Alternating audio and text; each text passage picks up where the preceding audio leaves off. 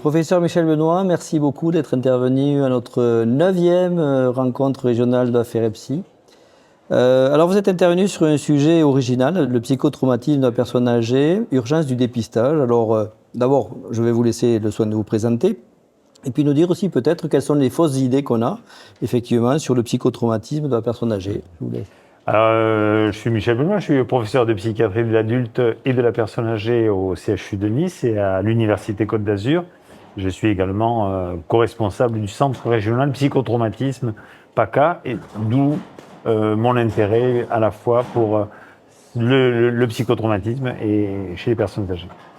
Ok, alors ces fausses idées, parce qu'effectivement, on se dit chez la personne âgée, est-ce qu'on pense spontanément, on est soignant, psychiatre, est-ce qu'on y pense spontanément? Non, on n'y pense pas spontanément parce que d'abord c'est un motif assez rare de consultation. Les personnes âgées souvent nous sont référées pour des problèmes psychiques ou somatiques qui sont beaucoup plus importants et beaucoup plus apparents que le psychotrauma. Et pourtant, alors que les chiffres épidémiologiques du psychotrauma étaient faibles dans les premières études américaines notamment, mais on s'aperçoit que le chiffre de prévalence serait beaucoup plus important qu'on ne le croit et qu'il y a beaucoup de traumatismes cachés dans le passé. Vous nous disiez ce matin que finalement, plus on avance en âge, plus on retrouve un peu une forme de vulnérabilité comme on l'est dans l'enfance ou dans le jeune âge à l'égard du traumatisme. On se posait la question et vous nous avez expliqué un peu effectivement cette vulnérabilité qui augmentait à la fois sur de nouveaux traumatismes et à la fois sur des réviviscences. Vous pouvez nous expliquer un petit peu ça? Absolument, absolument. On s'aperçoit que ce soit des nouveaux traumatismes ou des traumatismes anciens, il est clair que la période de plus grande vulnérabilité au traumatisme, aux événements traumatogènes, c'est l'enfance et l'adolescence. Et ça, on le retrouve dans toutes les études anamnéstiques qui recherchent à quel moment le plus critique se sont passés les événements traumatiques, c'est toujours l'enfance et l'adolescence. Les choses s'arrangent un petit peu au milieu de la vie, et il y a à nouveau une période de plus grande vulnérabilité, sûrement pour d'autres raisons, des raisons de manque de support social parfois, ou des raisons d'isolement, ou d'autres pathologies qui se sont ajoutées, que la personne âgée au-delà de 70 ans redevient plus fragile à l'adversité, aux événements traumatogènes.